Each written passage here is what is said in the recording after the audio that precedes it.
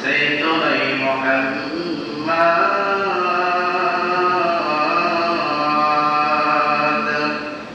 জীবনে মোহাম্মদ মরণে মোহাম্মদ স্মৃতিতে তাই আমার হৃদয়ে হাসরাত কত ব্যথা কত ভাবে সয়েছ যে তুমি তোমারি খুনে লাল তাইফের ভূমি ফেরেশতা এসে যায় শাস্তির হুকুম লৌহমাত মুহাম্মদ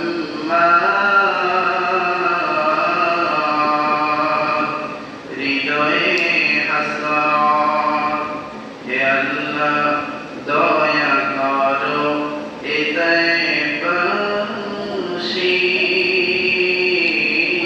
বশীর ওরা চেনেই তো আমি যে মুহাম্মদ হৃদয়ে মুহাম্মদ সেদনাই মুহাম্মদ জীবনে মুহাম্মদ মরণে মুহাম্মদ আলহামদুলিল্লাহ সম্মানিত হাজিরিন মুসল্লিয়ান কিরাম আল্লাহ সুবহানাহু ওয়া তাআলার দরবারে লক্ষ কোটি শুকরিয়া জ্ঞাপন করছি যে মালিক আপনাকে আমাকে হাজারো ব্যস্ততা থেকে পার করে জামালা থেকে মুক্ত করে আল্লাহর ঘর পবিত্র জায়গা মসজিদ উত্তম ঘর জুমার দিন আল্লাহর কাছে ফজিলতপূর্ণ আমল হলো জুমার নামাজ আদায় করা জুমার নামাজ আদায় করা সেই ফজিলতপূর্ণ জুমার নামাজ আদায় করার লক্ষ্যে আমাকে আপনাদের সামনে কিছু কথা বলার মতো আপনাদেরকে শ্রবণ করার মতো যে মালিক সুযোগ করে দিয়েছেন তিনি কে? কথা বলেন তিনি কে? আল্লাহ। সম্মানিত হাজিরিন লক্ষ কোটি দরুদ ও সালাম পেশ করছি আপনার আমার নবী মুহাম্মদুর রাসূলুল্লাহ সাল্লাল্লাহু আলাইহি ওয়াসাল্লামের উপর সকলে বলছি সাল্লাল্লাহু আলাইহি ওয়াসাল্লাম। সম্মানিত হাজিরিন আসলে আল্লাহ তাআলা যে বান্দাকে মহব্বত করেন ভালোবাসেন মায়া করেন ওই বান্দাকে দিয়ে আল্লাহ তাআলা কি নেক আমলগুলো ভালো কাজগুলো তিনি কি করান। এইজন্য আমরা এই নেক আমল করার জন্য ভালো কাজ করার জন্য জুমার দিন জুমার নামাজ আদায় করার জন্য আসতে পেরেছি। এইজন্য আমরা কি খুশি নাকি নারাজ? খুশি যদি হয়ে থাকে জবান করে অন্তর থেকে আল্লাহকে মহব্বত করে একবার সকল উচ্চ আওয়াজে বলছি আলহামদুলিল্লাহ। সম্মানিত হাজিরিন আমি আপনাদের সামনে আজকে 7টা পয়েন্ট নিয়ে আলোচনা করব। কয়টা পয়েন্ট নিয়ে? 7টা পয়েন্ট নিয়ে আলোচনা করব। আল্লাহ তাআলা এই পৃথিবীতে আমাদেরকে পাঠিয়েছেন তার কি করার জন্য বলেন তো? কথা বলেন কি করার জন্য? গোলামি করার জন্য। আল্লাহ সুবহানাহু ওয়া তাআলা কোরআনে মাজিদের ভিতরে ঘোষণা করেছেন ওয়া মা খালাকতুল জিন্না ওয়াল ইনসা ইল্লা লিয়াবুদুন। আমি মানুষ এবং জিন জাতিকে একমাত্র সৃষ্টি করেছি আমার গোলামি করার জন্য। কার গোলামি করার জন্য? আল্লাহর গোলামি করার জন্য। তাহলে এই পৃথিবীতে কি আল্লাহর গোলামি চলবে নাকি শয়তানের গোলামি চলবে? কার গোলামি চলবে?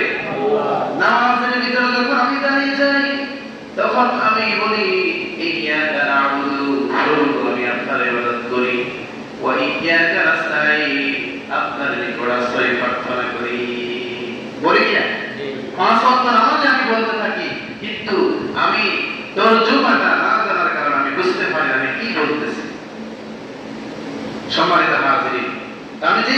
কিয়ামতের সামনে বলবো, কিয়ামতের কঠিন ময়দানে আল্লাহ তাআলা যেদিন কোনো ছায়া থাকবে না, আল্লাহ তাআলা দয়া করে মায়া করে 7 শ্রেণীর লোককে আল্লাহ তাআলা আরশে আজিমের নিচে ছায়া দান করবেন। সুবহানাল্লাহ। ওই শ্রেণীর মানুষকে 7 শ্রেণীর মানুষকে আল্লাহ তাআলা আরশের নিচে ছায়া দান করবে। দেখেন আজকে পৃথিবীতে আমরা দেখি 9,30,00,000 মাইল দূর থেকে যে সূর্য আমাদেরকে কিরণ দিচ্ছে, তাপ দিচ্ছে, এই সূর্যের যে পিঠটা দিয়ে আমাদেরকে তাপ দিচ্ছে, এটার মাঝে অনেকগুলো ছাকরি রয়েছে। আবার 70,000 ফেরেশতা প্রতিদিন এই সূর্যের মুখে পানি ঢালতেছে, কি তাপটা শীতল হওয়ার জন্য। কি হওয়ার জন্য? শীতল হওয়ার জন্য। তারপর দেখেন প্রচন্ড তাপের সময় আপনার আমি ছাদে যখন রাস্তায় রোডের উপর যখন খালি পায়ে হাঁটি, আমার পায়ে ফুসকা পড়ে যায়, আমি হাঁটতে পারি না তাপের কারণে। কি বলেন? কিয়ামতের কঠিন ময়দানে ওই 9,30,00,000 মাইল দূরের সূর্যটা আপনার আমার মাথার কিছু কাছে নিকটবর্তী হয়ে যাবে। আল্লাহ তাআলা কিয়ামতের কঠিন ময়দানে ঘোষণা করলেন, মুসলিম শরীফের ভিতরে আসলেন, 86 তার 6টা কিতাবের ভিতরে বুখারী শরীফ, মুসলিম শরীফ, আবু দাউদ শরীফ, তিরমিজি শরীফের হাদিস শরীফের ভিতরে আছে। হযরত আবু হুরায়রা রাদিয়াল্লাহু তাআলা আনহু থেকে বর্ণিত, তিনি বলেন, সাবআতুন ইযিল্লুহুমুল্লাহু তাআলা ফি যিল্লিহি ইয়াওমা লা যিল্লা ইল্লা যিল্লুহু ইমামুল আযম। আল্লাহর নবী মুহাম্মদুর রাসূলুল্লাহ সাল্লাল্লাহু আলাইহি ওয়াসাল্লাম বলেন, কিয়ামতের কঠিন বিভীষিকা মুহূর্তে যখন মানুষগুলা পিপাসায় সারা মাঠ পানি পানি করে চিৎকার দিতে থাকবে, পাগলের মতো দৌড়াইতে থাকবে, মানুষের জিহ্বাটা কুকুরের মতো নাভি পর্যন্ত জ্বলতে থাকবে, আল্লাহ তাআলা বলেন, ওই কিয়ামতের কঠিন ময়দানে সূর্যের তাপের কারণে সারা মাঠ সারা মাঠের ফসলটা নামা হয়ে যাবে। যেদিন যেমনি ভাবে করে আপনাদের বাড়িতে আমাদের মায়েরা বোনেরা যখন ভাত রান্না করে, চাউল সিদ্ধ করে রান্না করে, যখন রান্না হওয়ার আগ মুহূর্তে চাউলগুলো সিদ্ধ হওয়া যাওয়ার পরে গরম পানি করে টকবক করতে থাকে, কিয়ামতের কঠিন ময়দানে মুসলমানদের যারা বেঈমান হবে, বেঈমানদের গুনাহের কারণে কেউ গলা পরিমাণ, কেউ বুক পরিমাণ, কেউ নদী পরিমাণ, কেউ হাঁটু পরিমাণ তাদের ঘামের ভিতরে তারা সাঁতরাইতে থাকবে। আল্লাহ তাআলা বলে, ওই কঠিন মুহূর্তে আমি 7 শ্রেণীর লোকদেরকে আরশের নিচে ছায়া দান করব। কয় শ্রেণীর লোককে? 7 শ্রেণীর লোককে আল্লাহ তাআলা আরশের নিচে ছায়া দান করবে। 1 নম্বরে দাঁড়ানো ইমামুল আযম, ন্যায় বিচারক, সুবিচার করবে ওয়ালা লোক, ন্যায় বিচারক শাসক, যেই ন্যায় বিচার করে সমাজে সুবিচার কায়েম করে, সমাজে ন্যায় প্রতিষ্ঠিত করে, ইনসাফ প্রতিষ্ঠিত করে, ওই লোককে আল্লাহ তাআলা আরশের নিচে ছায়া দান করবে। বলেন সুবহানাল্লাহ। 2 নম্বর হলো ওয়াশাকুন নাশাআ ফি ইবাদাতিল্লাহ। 2 নম্বর আল্লাহ সুবহানাহু ওয়া তাআলা ওই যুবকদেরকে আরশে আজিমের নিচে ছায়া দান করবে যারা যৌবনকালে আল্লাহ তাআলার গোলামি করেছে। কার গোলামি করেছে? আল্লাহ তাআলার গোলামি করেছে। নিজের যৌবন জীবন আল্লাহর রাস্তায়, আল্লাহর দ্বীনের জন্য, ইসলামের জন্য কুরবান করে দিয়েছে। ওই সমস্ত লোকদেরকে আল্লাহ তাআলা আরশে আজিমের নিচে ছায়া দান করবে। 3 নম্বর দাঁড়ানো রাজুলুন কলবুহু মুআল্লাকুন ফিল মাসাজিদ। 3 নম্বর হলো ওই লোক যার অন্তরটা সব সময় মসজিদের সাথে কানেকশন থাকে। বান্দা জুমার নামাজ আদায় করেছে, কখন জানি আসর আযান হবে, মুয়াজ্জিন মসজিদের মিনারা থেকে আযান দেবে, আর ওই ব্যক্তি মসজিদে যাবে নামাজ পড়তে, ওই কলব এই চিন্তা থেকে করতে থাকে, মসজিদের সাথে সম্পর্ক থাকে, ওই ব্যক্তিকে কিয়ামতের কঠিন ময়দানে আল্লাহ তাআলা আরশের নিচে ছায়া দান করবে। বলেন সুবহানাল্লাহ। 4 নম্বর দাঁড়ানো ওয়ারাজুলানি তাহাব্বা ফিল্লাহি ইজতামা আলাইহি ওয়া তাফাররাকা আলাইহি। ওই 2 লোকদেরকে, ওই 2 ব্যক্তিকে আল্লাহ তাআলা আরশের নিচে ছায়া দান করবে, যেই ব্যক্তি মহাব্বত করে ভালোবাসে একে অপরকে একমাত্র কার জন্য? কার জন্য? যেই দুই ব্যক্তি বন্ধুত্ব করে মহাব্বত করে ভালোবাসে আল্লাহ তাআলার জন্য, আল্লাহ তাআলা বলেন ওই দুই ব্যক্তিকে কিয়ামতের কঠিন ময়দানে আমি আরশের নিচে ছায়া দান করব। বলেন সুবহানাল্লাহ। পঞ্চম নম্বরে আল্লাহ রাসূল বলেন ওয়ারাজুলান দাআতু ইমরাতুন যাতা মানসিবিন ওয়া জামালিন ফাকালা ইন্নী আখাফুল্লাহ। পঞ্চম নম্বরে আল্লাহ তাআলা ওই শ্রেণীর লোকদেরকে, ওই শ্রেণীর যুবকদেরকে, ওই সমস্ত ব্যক্তিদেরকে আরশের নিচে ছায়া দান করবে। কোন সুন্দর উচ্চ বংশীয় নারী যখন তাকে খুব কষ্ট বানাবে, তার দিকে তাকে টানে, তার দিকে বলে আসো আমার সাথে মিলামিশা করো, আহ্বান করে ডাকে, আর ওই লোকটা বলে ইন্নী আখাফুল্লাহ, আমি আমার আল্লাহকে ভয় করি। ওই ব্যক্তিকে আল্লাহ তাআলা আরশের নিচে ছায়া দান করবে। বলেন সুবহানাল্লাহ।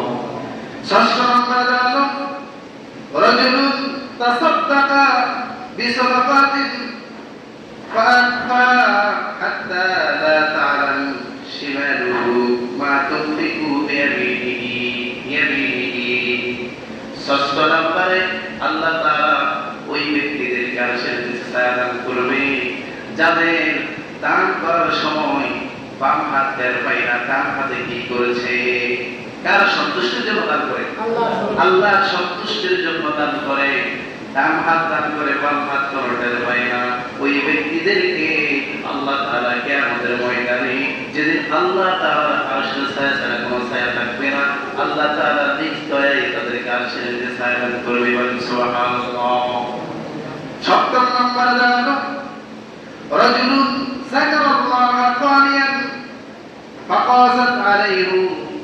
ওই সমস্ত ব্যক্তিদেরকে আল্লাহ তাআলা আরশের নিচে ছায়া দান করবে যাদের হৃদয় আল্লাহর ভয়ে, আল্লাহর জান্নাত জাহান্নামের ভয়ে, আল্লাহর আযাব গজবের ভয়ে তাদের দিলটা প্রকম্পিত হয়ে যায় এবং আল্লাহর জাহান্নামের ভয়ে অশ্রু বের হয়ে চোখ থেকে দিল গেমে গেমে আল্লাহ তাআলার ভয়ে দিলটা প্রকম্পিত হয়ে চোখ দিয়ে অশ্রু প্রবাহিত হয়। ওই ব্যক্তিদেরকে আল্লাহ তাআলা আরশের নিচে ছায়া দান করবে। বলেন সুবহানাল্লাহ। আরে কয় শ্রেণীর লোকদের কথা বলেছি বলে আপনারা কি মনে আছে? 7 শ্রেণীর লোকদেরকে আল্লাহ তাআলা আরশের নিচে ছায়া দান করবে। এক নম্বর দাঁড়ালো ইমামুল আদল, ন্যায় বিচারক, সুবিচার করে নেওয়ার লোক, ন্যায় বিচারক, শাসক, নেতা। সেখানে ইমাম হতে পারে, সমাজের প্রতিনিধি হতে পারে, পরিবারের যে কোনো লোক হতে পারে, যে ন্যায় বিচার করবে, সুবিচার করবে। কিয়ামতের কঠিন ময়দানে আল্লাহ তাআলা আরশের ডান পাশে তাকে সাথী দিয়ে ছায়া দান করবে, যেদিন আল্লাহ তাআলার ছায়া ছাড়া কোনো ছায়া থাকবে না। তাহলে আমরা কি চাই আমরা এখানে যতটা হোক, আমরা যতটা ব্যক্তি, যতটা মানুষ রয়েছি, আমরা কি চাই না আমাদের পরিবারে আমরা ইনসাফ প্রতিষ্ঠিত করি, আমরা ন্যায় বিচার শুরু করি? আমরা কি চাই না? আমরা কি চাই না কি আমাদের কঠিন ময়দানে আল্লাহ তাআলা আমাদেরকে আরশের নিচে ছায়া দান করবে? এটা কি চাই না? তাহলে আল্লাহ তাআলা বলেন সূরা নাহলের ভিতরে ইন্নাল্লাহা ইয়া'মুরু বিল আদলি ওয়াল ইহসান। আল্লাহ বলেন আমি তোমাদেরকে ন্যায় ইনসাফ প্রতিষ্ঠা করার আদেশ দিচ্ছি। কোরআন মাজিদে 16 নম্বর সূরাতুল নাহল 90 নম্বর আয়াত আল্লাহ তাআলা বলেন তোমরা ন্যায় প্রতিষ্ঠিত করো। ইন্নাল্লাহা ইয়া'মুরু, আমি তোমাদেরকে আদেশ দিচ্ছি, বিল আদলি, তোমরা কি ন্যায় প্রতিষ্ঠিত করো, সমাজের ভিতরে সুবিচার প্রতিষ্ঠিত করো, ইনসাফ প্রতিষ্ঠিত করো। আর আল্লাহ তাআলা নিজেও ইনসাফকারী, নিজেও ন্যায় বিচারক। কিয়ামতের কঠিন ময়দানে মালিক ইয়াউমিদ্দিন, যেটাকে আমরা নামাজের ভিতরে বলে থাকি, আল্লাহ বিচারের দিনের মালিক হবে, সুবিচার কায়েম করবে। এজন্য আল্লাহ বলে আমি ন্যায় বিচারক, আমি ন্যায় বিচারকদেরকে যারা সুবিচার করবে সমাজে তাদেরকে আমি ভালোবাসি, মহব্বত করি। বলেন সুবহানাল্লাহ। আর তাদের স্থান কোথায় হবে? আরশের নিচে কি তাদের স্থান হবে। এবং তাদেরকে আল্লাহ তাআলা সম্মানিত করবে যারা ন্যায় বিচার করবে, পরিবারে ইনসাফ প্রতিষ্ঠিত করবে। আপনার ছেলে আছে 2 জন, আপনি ইনসাফ কাকে বলে সেটা বলতে চাচ্ছি আমি আপনাদেরকে। আপনার ছেলে আছে পরিবারে দুইজন, এক ছেলে বাইরে কবার জীবন যাপন করে, আর এক ছেলে বাড়িতে আছে কিছু খেতে খামারে কাজকর্ম করে, কৃষি কাজ করে। এখন আপনি বাইরে যে ছেলেটা আছে সেই মোটা অঙ্কের একটা অ্যামাউন্ট প্রতি মাসে আপনার জন্য পাঠায়, আপনি জায়গা দেওয়ার সময় বড় ছেলের নামে বেশি দিয়ে দিয়েছেন, রেস্টোরি করে দিয়েছেন। বলেন এটা কি সুবিচার হলো নাকি অবিচার হলো? এটা কি জুলুম হলো না? তাহলে এটা কি ইনসাফ হলো? ইনসাফ হলো কি আপনি দুইটা ছেলেকে সমান ভাগ করে দেওয়া, এটা হলো ইনসাফ। এটা হলো কি সুবিচার, এটা হলো ন্যায়। এইরকম যদি সমাজের ভিতরে আপনি ন্যায় প্রতিষ্ঠিত করতে পারেন তাহলে আপনি ন্যায় বিচারক, আপনি ন্যায় বিচারক, আপনি শাসক। কিয়ামতের কঠিন ময়দানে আল্লাহ তাআলা আপনাকে আরশে নিতে চাইবেন। একটা ঘটনা আমার মনে পড়ে গেল, নবীজির আমলে কুরাইশ বংশের সম্ভ্রান্ত ফ্যামিলির একজন মহিলা চুরি করলো, চুরির অপরাধে তার নামে আদালতে মামলা হলো। নবীজি বিচার করলেন মহিলা কোরআনের অনুযায়ী, কোরআন অনুযায়ী যদি বিচার করে তাহলে আইন অনুযায়ী মহিলার হাতটা কেটে যায়, মহিলা কি হাতটা কেটে যায়। এবং সম্ভ্রান্ত ফ্যামিলির মহিলা যদি নবীজি মহিলাটার সঠিক কোরআন অনুযায়ী বিচার করেন তাহলে ওই ফ্যামিলির ওই পরিবারের সম্মান থাকে না। যায়েদ বিন ওসামাকে বললেন সাহাবীরা যে নবীজির কাছে, তুমি তো নবীজির কাছের মানুষ, তুমি নবীজির কাছে যাই একটু সুপারিশ করো এই মহিলার জন্য, নবীজি যেন বিচারটা একটু শিথিল করে দে, সহজ করে দে। নবীজির কাছে যখন সুপারিশ নিয়ে আসলেন যায়েদ বিন ওসামা, নবীজি বললেন, নবীজি মিনারের সামনে চলে আসলেন, দাঁড়িয়ে গেলেন। নবীজির চোখ লাল হয়ে গেল, মাথা গরম হয়ে গেল। নবীজি বললেন, তোমরা সম্ভ্রান্ত ফ্যামিলির একজন মহিলা চুরি করেছে, চুরির অপরাধ নিয়ে আমার কাছে বিচারের জন্য, সমাজের জন্য আসলা। আজকের এই মুহূর্তে যদি এই মহিলার জায়গা আমার কলিজার টুকরা মেয়ে ফাতেমা যদি চুরি করত, আমি নবী নিজ হাতে তার আঙ্গুল কেটে দিতাম। সুবিচার কাকে বলে? ন্যায় বিচার কাকে বলে? দেখেন নবীজি কি বিচার, কি বিচারের ব্যবস্থা কথা বললেন। আর আমাদের সমাজে আমরা দেখতে পাই সঠিক লোকগুলা বিচার পায় না। সঠিক লোকগুলা কি বিচার পায় না। দিনের পর দিন, ঘন্টার পর ঘন্টা, সপ্তাহ পর সপ্তাহ হাঁটতে হাঁটতে তার কি পা এভাবে ক্ষয় হয়ে যাচ্ছে, টাকা খরচ হচ্ছে, কিন্তু সে সুবিচার পায় না। আল্লাহ কই ওই সমস্ত শাসকদের উপর, ওই সমস্ত সমাজের উপর আল্লাহ তাআলার লানত, আল্লাহ তাআলার গজব, ওখানে কখনো নিয়ামত, কখনো আল্লাহর বরকত আসতে পারে না। যেই ফ্যামিলিতে অবিচার ছড়ে, যেই প্রতিষ্ঠানগুলোতে অবিচার ছড়ে, যেই সমাজে অবিচার ছড়ে, যেই রাষ্ট্রে অবিচার ছড়ে, জুলুম ছড়ে, স্টিম রোলার ছড়ে, আল্লাহ তাআলা বলেন ওই রাষ্ট্রে কখনো শান্তি আশা করা যায় না। যতদিন পর্যন্ত কোরআনের আইন চালু না হবে, সুবিচার প্রতিষ্ঠিত না হবে, ততদিন কি সমাজে, রাষ্ট্রে কি হবে না? আল্লাহ তাআলার নিয়ামত আসবে না, রহমত আসবে না, আযাব গজব এক একটার পর এক একটা লেগে থাকবে। এজন্য ভাইরা আমার, বন্ধুগণ আমার, যদি এক একটা পয়েন্ট নিয়ে কথা বলি অনেকটা সময়ের দরকার, নির্দিষ্ট সময়ের ভিতরে আমাকে শেষ করতে হবে। তো আমি আপনাদেরকে অনুরোধ করব, আমরা যারা যে অবস্থান থেকে আমরা কেউ ফ্যামিলির সদস্য রয়েছি, কেউ মসজিদের দায়িত্ব রয়েছি, আপনার দায়িত্ব কারণ সময় আপনার প্রতিনিধি, আপনার লোক যারা আছে তাদের উপর আপনি সুবিচার করুন। আর সুবিচার করার কারণে আপনি তাদের উপরে রহমত করার কারণে, দয়া করার কারণে আল্লাহ তাআলা আপনাকে আরশের নিচে ছায়া দান করবেন। বলে সুবহানাল্লাহ। এরপর আল্লাহ তাআলা, আল্লাহর রাসূল বলেন, ওয়াশাকুন নাশা ফি ইবাদাতিল্লাহ। এরপর আল্লাহ তাআলা রাসূল বলেন 2 নম্বর, ওই যুবক যে যৌবনে আল্লাহ তাআলার ইবাদতে নিজের জীবনটা কেটে দেয়। কেমন করে জীবন কেটে দেয়? ফজরের জামাত সময় দেয়, মসজিদের বেলা থেকে ওই যুবক ফ্যানের বাতাস নিয়ে সে আরাম আয়েশে শীতকালের ভিতরে সে ঘুমিয়ে থাকে না। সে আল্লাহ তাআলার আযান যখন মিনারা থেকে মুয়াজ্জিন সাহেব যখন আল্লাহ তাআলা নামের আহ্বান করতে থাকে, ডাকতে থাকে, তখন সাথে সাথে সে আল্লাহর দলের আওয়াজ শুনে ঘুম থেকে উঠে ওযু করে মসজিদের দিকে চলে আসে। ইচ্ছে করলে ওই যুবক তখন ঘুমাইতে পারত, তার চেহারা খুব সুন্দর, তার কাছে বাইক রয়েছে, ইচ্ছে করলে সে বাইকটাকে নিজের মতো করে না ছাড়ে, ইচ্ছা করলে অন্যভাবে চালাইতে পারত, চুলের কাটিং দিতে পারত, সে বিভিন্ন আরাম রক তামাশা করে নিজের জীবন যৌবনকে ব্যয় করতে পারত। গানের আড্ডা দিয়ে, নাচের আড্ডা দিয়ে, মহিলাদের অবৈধ কথাবার্তা দিয়ে, প্রেমের আলাপ দিয়ে, ভালোবাসা খারাপ রিলেশনের মাধ্যমে সে তার সময়টা কাটাইতে পারত।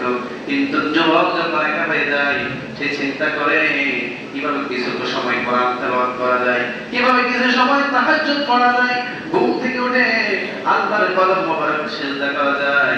আল্লাহ তাআলা বলে ওই সমস্ত যুবকদেরকে আমি কিয়ামতের কঠিন ময়দানে আমার আরশের নিচে ছায়া দিয়ে দিব, বলেন সুবহানাল্লাহ। তাহলে যুবক ভাইরা যারা রয়েছে, এই যৌবন আল্লাহ তাআলার পক্ষ থেকে আপনার জন্য নেয়ামত। যদি আপনি নেয়ামতকে গনিমত মনে করেন, আল্লাহ তাআলা আপনাকে রহমত দিয়ে আপনার যৌবন জীবনকে ভরপুর করে দিব।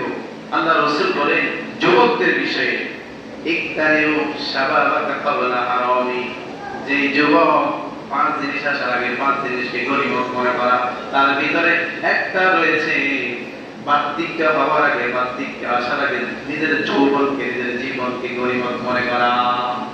নিজের জীবনকে কি মনে করা? গনিমত মনে করা।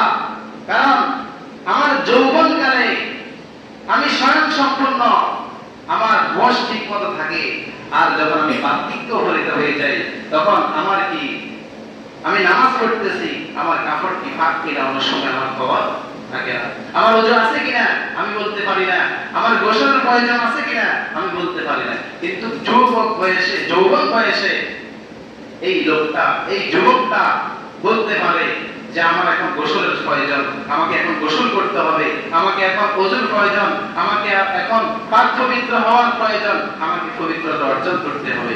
এই সময় যদি যুবক যদি আল্লাহ তাআলার ইবাদতে নিজেকে কেটে দেয়, নিজেকে পবিত্রতা রাখে, নিজের আত্মাকে পবিত্রতা রাখে, নিজের যৌবন জীবনকে আল্লাহর নামে ইসলামের জন্য, দ্বীনের জন্য ব্যয় করে দেয়, আল্লাহ তাআলা রাসূল বলেন ওই যুবককে কিয়ামতের কঠিন ময়দানে আল্লাহ আরশের নিচে ছায়া দান করবে, বলেন সুবহানাল্লাহ। এরপরে আসেন 3 নম্বর পয়েন্ট, আল্লাহ তাআলা রাসূল বলেন ওই দুই ব্যক্তি, 3 নম্বর আল্লাহ রাসূল বলেন যার অন্তর মসজিদের সাথে লেগে থাকে, জুমার নামাজ আদায় করেছে, বান্দা কখন আসরের নামাজ পড়বে, কখন আসর আযান দেবে, সারাক্ষণ শুধু আল্লাহর সাথে তার সম্পর্ক, আল্লাহর ভয়ে তার হৃদয়টা কম্পিত হতে থাকে, আল্লাহ তাআলার স্মরণে সে মগ্ন থাকে, কখন সে মসজিদে যাবে, কখন সেই নামাজ পড়বে, এই চিন্তা থেকে তার মাথার ভিতরে থাকে। রাসূল বলেন আহাব্বুল বিলাদি ইলাল্লাহি মাসাজিদুহা ওয়া আবগাদুল বিলাদি ইলাল্লাহি আসওয়াকুহা, আল্লাহ তাআলার নিকট সবচেয়ে প্রিয় জায়গা হলো মসজিদ, এবং সবচেয়ে খারাপ জায়গা, নিকৃষ্ট হলো কি কথা? বাজার। নিকৃষ্ট দোকান হলো, নিকৃষ্ট খারাপ জায়গা হলো বাজার, দোকান, আড্ডা। সেখানে বিভিন্ন বিপদ থাকে, বিভিন্ন ক্রিটিসাইজমূলক কথাবার্তা বলা হয়, সমস্ত কার্য খারাপ কার্যক্রম শেখা হয়। আর এখানে মসজিদে একজনের আলোচনা হয়, তিনি কে? আল্লাহ। আল্লাহ এবং তার রাসূলের আলোচনা হয়, রাসূলের কথা হয়, আল্লাহর কোরআনের কথা হয়। আর যার এই ঘরের সাথে যার সম্পর্ক, যার দিকটা এই ঘরের সাথে সম্পর্ক, আল্লাহ তাআলা বলে ওই ব্যক্তিকে আমি কিয়ামতের ওই কঠিন ময়দানে আরশের নিচে ছায়া দেব। সুবহানাল্লাহ। নবীজি কিভাবে মসজিদের সাথে সম্পর্ক রাখছেন ইতিহাস খুললে পাওয়া যায়। নবীজি মৃত্যুর কয়েকদিন আগে যখন অসুস্থ হয়ে পড়ে যান, আম্মা জানকে বললেন আয়েশা আমাকে একটু ওযুর পানি দাও, আমি ওযু করে, ওযু করার পরে নবীজি প্রচন্ড জ্বর অনুভব করতেছেন, অসুস্থ অনুভব করতেছেন। 2 সাহাবীর কাঁধ করে ঘর দিয়ে মসজিদে নামাজ দিতে চলে গেলেন। নামাজ আদায় করার পর নবীজি বললেন, ও সাহাবীরা তোমরা শোনো, আল্লাহ তাআলা এই পৃথিবীতে একজনকে সমস্ত পৃথিবীর সমস্ত কিছু দেওয়ার জন্য চেয়েছিলেন, কিন্তু তিনি পৃথিবীর সমস্ত রক্তামশা বাদ দিয়ে একজনের সাথে দিদার লাভের জন্য তিনি তৈরি হয়ে গেলেন। এই কথা বলার সাথে সাথে তার সাহাবী, কাছের সাহাবী আবু বকর সিদ্দিক রাদিয়াল্লাহু তাআলা আনহু চোখ থেকে ঝরঝর করে পানিগুলো পড়তে শুরু করে দিল। সাহাবায়ে কেরাম জিজ্ঞাসা করলেন, ও সাহাবী আবু বকর, ভাই তুমি কেন কাঁদতেছো? নবী কার কথা বলেছে আর তুমি এইভাবে করে দাদা বাচ্চার মধ্যে কান্না শুরু করে দিলেন, তুমি কেন কাঁদতেছে? আবু বকর বলতেছেন, এই পৃথিবীতে তো আল্লাহ তাআলা সবকিছু তার হাবিব মুহাম্মদুর রাসূলুল্লাহ সাল্লাল্লাহু আলাইহি ওয়াসাল্লামকে দিতে চেয়েছিলেন, কিন্তু তিনি এগুলাকে ত্যাগ করে, এগুলাকে বিসর্জন দিয়ে আল্লাহর সাথে, প্রভুর সাথে, মালিকের সাথে দিদারের জন্য তিনি তৈরি হয়ে গেলেন। আবু বকর বুঝতে পারলো, বয়োবৃদ্ধ আবু বকর বুঝে গেলেন যে নবীজির হায়াত আর বেশি নেই, নবীজি আমাদের মাজার বেশি নেই। এভাবে করে তিনি নামাজ শেষ করলেন। সন্ধ্যার পরে মাগরিবের সময় নবীজি আবার অসুস্থ হয়ে পড়লেন, নবীজি বেহুশ হয়ে গেলেন। ভোর যখন আসলো, নবীজি আয়েশাকে জিজ্ঞাসা করলো, আয়েশা এখন কখন? এখন কোন সময়?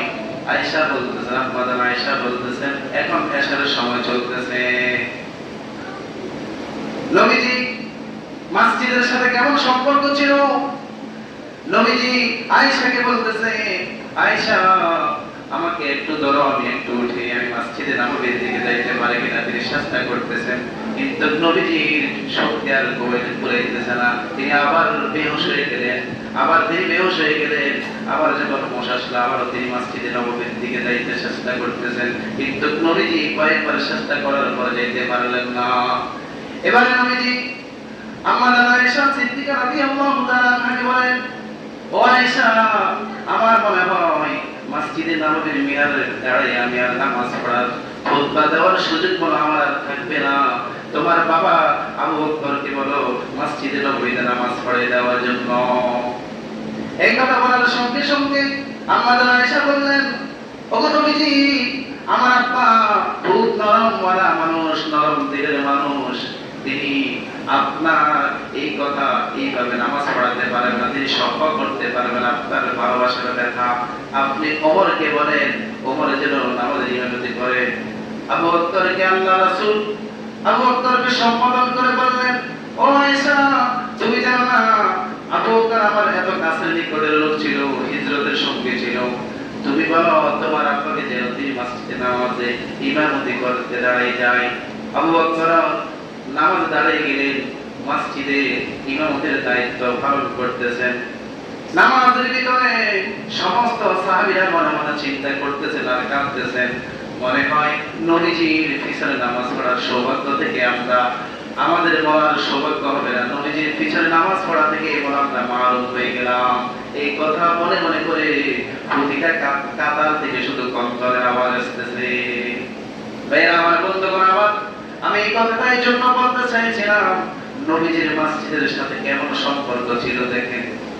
নবীজি এত অসুস্থ হওয়ার পরেও আম্মা আয়েশাকে বললেন, আমাকে একটু তুমি মসজিদে নববীর দরজাটা খুলে দাও, আমি একটু মসজিদে জামাতের নামাজের দৃশ্যটা আমি একটু দেখি। মসজিদের নববীর দরজাটা খুলে দিল, ওপেন করে দিল। নবীজি মাথাটা উঠাইয়া মসজিদে নববীর দৃশ্যটা দেখে নবীজি কওতল শুরু করলেন। আম্মা আয়েশা বললেন, ওগো নবীজি, এখন তো আপনার কান্দার দিন না, আপনার কান্দার সময় না, আপনার তো কষ্টের কান্না। ও আয়েশা, আমি কষ্টের জন্য কাঁদি না, এটা হলো আমার আনন্দের কন্দন। এই নামাজ প্রতিষ্ঠিত করার জন্য, এই দিন কালিমা দাওয়াত দেওয়ার জন্য, এই দিনটাকে প্রতিষ্ঠিত করার জন্য উহুদের মাঠে আমি কন্দন মোবারক শহীদ করলাম। আমি তায়েফের মাঠে রক্তাক্ত হলাম, অনেকগুলো যুদ্ধে আমি কি করলাম, অনেকগুলো যুদ্ধ করলাম এই দিন কায়েম করার জন্য। সুতরাং এই কান্নাটা আমার কষ্টের কান্না, এটা হলো আমার আনন্দের কান্না। আমার মন বলে কিয়ামত পর্যন্ত আমার উম্মতেরা এভাবে মসজিদে নামাজ আযান দেওয়ার সাথে সাথে মসজিদে গিয়ে নামাজ পড়বে। আজকে সেই নবীজির কথা আমরা রাখতে পারতেছি? জুমার সময় যে পরিমাণ মুসল্লি হয়, ফজরের সময় কি পরিমাণ মুসল্লি হয়? আমি এক মসজিদের ইমামতের দায়িত্বে আছি। ফজরের সময় দেখা যায় এমন করুণ অবস্থা, মাঝে মধ্যে নিজে আযান দিয়ে নিজে ইকামত দিয়ে নামাজ পড়ে। তাহলে আজকে আমাদের অবস্থা কোথায়? আজকে দিন দিন আমরা অদল-বদলের দিকে চলে যাচ্ছি।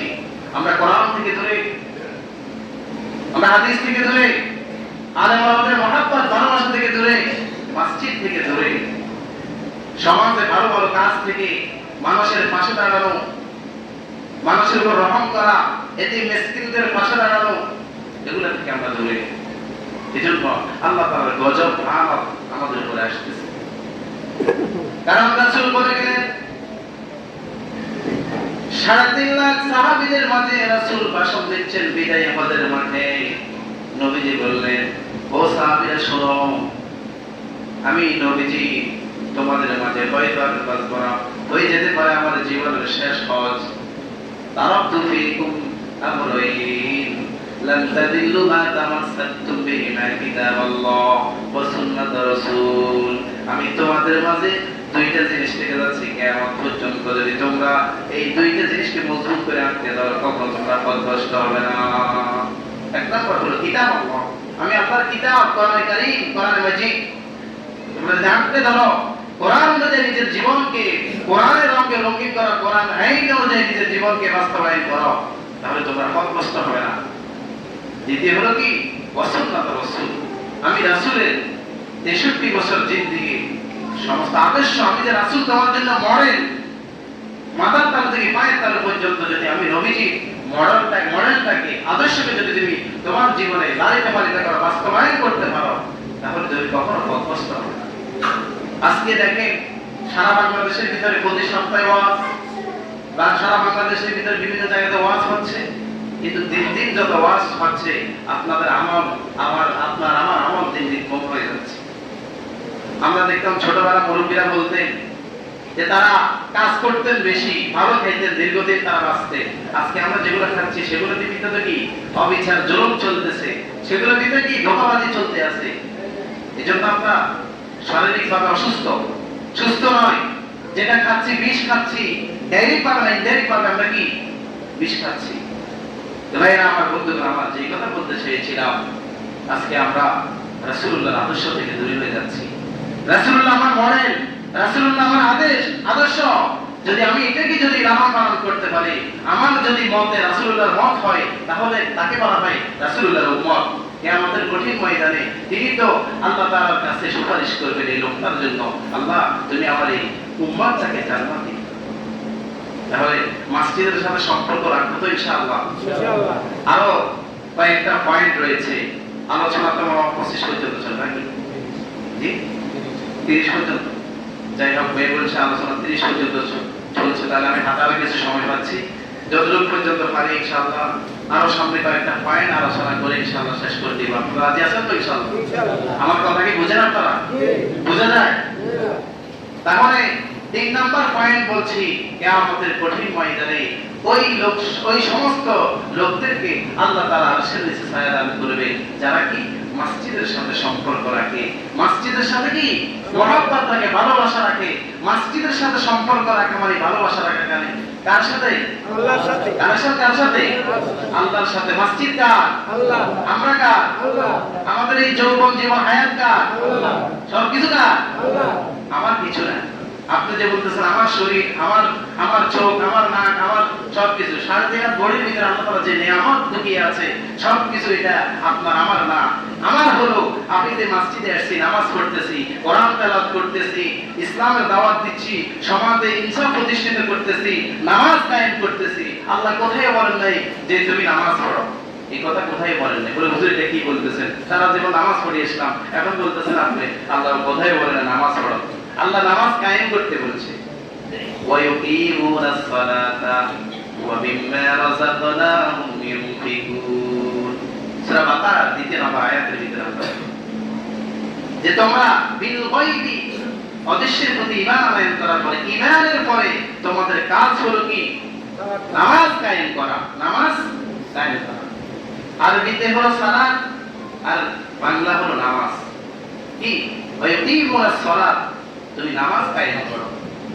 তাহলে আল্লাহ রাসূল অন্য হাদিসের ভিতরে বলে বুনিয়াল ইসলামু আলা খামসিন শাহাদাতু আল লা ইলাহা ইল্লাল্লাহ ওয়া ইকামাস সালাহ ওয়া ইতাইজ যাকাত ওয়াল হজ্জ ওয়া সাওমি রমাদান।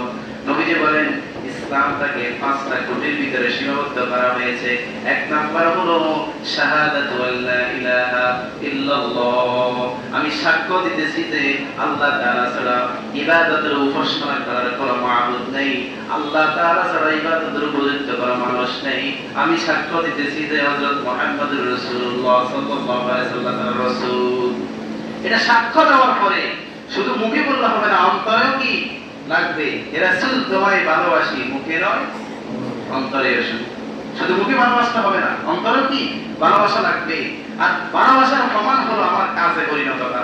কি এই লোকটাকে দেখলে যদি বোঝা যায় রাসূলুল্লাহর আদর্শ, রাসূলুল্লাহর ঘ্রাণ তার ভিতরে পাওয়া যাচ্ছে, রাসূলুল্লাহর দাড়ি তার মুখে পাওয়া যাচ্ছে, মাথায় টুপি পাওয়া যাচ্ছে, প্রতিটা সেক্টরে রাসূলুল্লাহর সুন্নাত পাওয়া যাচ্ছে, বুঝতে হবে যে কি রাসূলকে প্রকৃত আশিক রাসূল হলো কি। আজকে রাসূলকে ভালোবাসি না, আশিক রাসূল দাবি করে। আসলে এরকম এক শ্রেণীর লোক। এজন্য যে কথা বলতে চেয়েছিলাম, নবীজি বলেন প্রথম নম্বরে ঈমান আনয়ন করা লাগবে। কোনো বেঈমানের উপর নামাজ ফরজ নয়, কোনো বেঈমানের উপর নামাজ এরপর হচ্ছে ওয়াইফা বুনিয়াল ইসলাম আলা খামসিন শাহাদাতু আল্লা ইলাহা ইল্লাল্লাহ ওয়া ইকামাস সালাহ। এবার তোমরা কি করো? সমাজে নামাজ কায়েম করো। তাহলে যারা সমাজে সুবিচার প্রতিষ্ঠিত করবে, নামাজ কায়েম করবে, তারা কার বন্ধু? আল্লাহ। কার বন্ধু? আল্লাহর বন্ধু। তাহলে তাদের সাথে সম্পর্ক আছে কার সাথে? আল্লাহর সাথে। আর আল্লাহর সাথে যার সম্পর্ক আছে, তার মসজিদের সাথেও তার সম্পর্ক আছে। আল্লাহর সাথে যার লেনদেন ভালো, তার নামাজ কালাম ভালো, আল্লাহ তাআলার সাথে যার লেনদেন সুন্দর, সমস্ত পৃথিবীর মানুষের সাথে তার লেনদেন সুন্দর। যার নামাজ সুন্দর, তার জীবন সুন্দর। যার জীবন সুন্দর, তার মরণ সুন্দর। আর তার মরণ সুন্দর হয়ে যাবে, তার কবর হাসর মশর সবকিছু সুন্দর হয়ে যাবে। কি বলে? আমরা যখন পৃথিবী থেকে কোনো মানুষ চলে যায়, মারা যায়, তখন আমরা জিজ্ঞাসা করি এই লোকটা কেমন ছিল। আমরা সবাই বলি ভালো ছিল। উপস্থিত একটা মিথ্যা কথা কাঁচা বলে দিলাম আর কি, যে ভালো ছিল। কি আসলে ভালো তো ওই ব্যক্তি যে আল্লাহকে পৃথিবীতে বন্ধু বানিয়ে ঈমান নিয়ে মৃত্যুবরণ করতে পারছে। ওই লোকটা হলো কি ভালো। রাসূল বলেন তুহফাতুল মুমিনিল মাউত। ঈমানদার কারা? তুহফাতুল মুমিনিল মাউত, যাদের মৃত্যুটা হবে আল্লাহ তাআলার পক্ষ থেকে একটা হাদিয়া। কি হবে? হাদিয়া। তুহফাতুল মুমিনিল মাউত, ওই লোকটাই হবে আল্লাহ তাআলার প্রকৃত বান্দা, প্রকৃত বন্ধু। তার জন্য আল্লাহ তাআলা আরশের নিচে ছায়া দাঁড়িয়ে দেবেন। সুবহানাল্লাহ। তাহলে মসজিদের সাথে সম্পর্ক করা লাগবে কিনা? এরপর চতুর্থ নম্বরে বলতেছেন ওই দুই ব্যক্তি। কোন দুই ব্যক্তি? যে একে অপরকে মহব্বত করে, ভালোবাসে আল্লাহ তাআলার জন্য, একে অপরের সাথে শত্রুতামি করে আল্লাহর জন্য। লোকটা নামাজ পড়ে, যতদিন সুন্নত অনুযায়ী চলে, আল্লাহর বিধান অনুযায়ী চলে, কোরআন অনুযায়ী চলে, সমাজে সুবিচার করে, সুবিচার প্রতিষ্ঠিত করে, নামাজ কায়েম করে, তার পরিবারদেরকে ফতোয়া বানায়, মেয়েদেরকে কোরআনের কথা বলে, নামাজের কথা বলে, দাওয়াত দেয়। ওই লোকটার সঙ্গে আমি ততক্ষণ পর্যন্ত আছি, সে আমার বন্ধু। আর যতক্ষণ সে এগুলো থেকে দূরে, আমি তার থেকে দূরে। তাহলে ওই দুই ব্যক্তি যারা মহব্বত করে, ভালোবাসে একমাত্র কার জন্য? আল্লাহর জন্য। যে আমি সম্পর্ক রাখছি আল্লাহর জন্য, আবার সম্পর্কটা কি নষ্ট করে দিচ্ছি কার জন্য? আল্লাহ তাআলার জন্য। এরপর বলতেছেন নবীজি ওই ব্যক্তি, ওই যুবক যাকে উচ্চ বংশীয় নারী, সুন্দর মহিলা কুমন্তরা দেয় আয়েশের জন্য, আরামের জন্য, খারাপ কাজ করার জন্য, মিলামিশা করার জন্য। আর ওই যুবক বলে, ওই ব্যক্তিরা বলে আনা আমি আল্লাহকে ভয় করি, আমি পৃথিবীর কোনো মানুষের ভালোবাসার সাথে আমি জড়িত নয়, আমি একজনকে ভালোবাসি, তিনি কে? বলেন তো আল্লাহ তাআলাকে যদি কোনো যুবক ভালোবাসে, কোনো ব্যক্তি যদি ভালোবাসে, আল্লাহ তাআলা আরশে আজিমের সমস্ত ফেরেশতাদেরকে বলে দেয়, ও ফেরেশতারা, আমি আমার এই বান্দাকে ভালোবাসি, তখন সমস্ত সাহায্যের ফেরেশতারা ওই বান্দাকে ভালোবাসতে শুরু করে দেয়। জমিনের সমস্ত মানুষগুলো ওই বান্দাকে ভালোবাসতে শুরু করে দেয়। তাকে দেখলে মহব্বত করে, তাকে দেখলে সালাম দেয়, তাকে দেখলে মুসাফা করে, তাকে দেখলে মুআলাকা করে, তাকে দেখলে সালাম করে, তাকে দেখলে বসেন চা খান, বসেন নাস্তা করেন, মায়া মহব্বত করে। কারণ তার সাথে কানেকশন কার সাথে? ওই যুবক ইচ্ছা করলে এই যৌবনটা অযথা নষ্ট করতে পারত। সে চিন্তা করতেছে এই যৌবন তো আল্লাহ তাআলার পক্ষ থেকে আমার কাছে আমানত, নেয়ামত। আমি যে একজনের এই যৌবনটা তো আমার জন্য একজন নির্ধারিত মহিলার জন্য, নির্ধারিত স্ত্রীর জন্য আল্লাহ তাআলা আমার কাছে আমানত রেখেছে। তাহলে আমি কার আমানত কাকে দিচ্ছি, কোথায় দিচ্ছি, কার আমানতের খেয়ালত করছি, কার হক আমি নষ্ট করতেছি। তাহলে যদি হক নষ্ট করে, এটা কি যে হক নষ্ট করবে একটি জালেম, সে কি হক যে নষ্ট করবে সে কি? কারো হক নষ্ট করার অধিকার আল্লাহ তাআলা বান্দাকে দেয় নাই। আল্লাহর হক আপনি নামাজ পড়েন নাই, আপনি রোজা রাখেন নাই, আপনি হজ করেন নাই, যাকাত দেন নাই, আল্লাহ ইচ্ছা করে চাইলে আপনাকে maaf করতে পারে। কিন্তু বান্দার উপরে যদি অবিচার করেন, জুলুম করেন, নির্যাতন করেন, এইজালাদারি করেন, জায়গা জমি আত্মসাৎ করেন, মামলা হামলা পেরেশানি করেন, ওই লোকটা অন্তরটা ভেঙে দেন। আল্লাহ বলেন মানুষের অন্তর বানাইছে আমি, আর খানাই কাবাই বানাইছে ইব্রাহিম, মুসলমানরা বানাইছে, আর মানুষের কাবার মালিক হলাম আমি, অন্তরের মালিক হলাম কে? আল্লাহ। যে মানুষের মনটাকে কি করে দেয়, নষ্ট করে দেয়, ভেঙে মনের কষ্ট দিয়ে চুরমার করে দেয়, খান খান করে দেয়। আল্লাহ তাআলা বলেন কিয়ামতের কঠিন ময়দানে যে একটা ভাঙ্গা জোড়ালো মনকে জোড়া লাগাই দিবে, আল্লাহ তাআলা বলেন আমি তাকে সোজা জান্নাত দিব। কি দিয়ে দিব?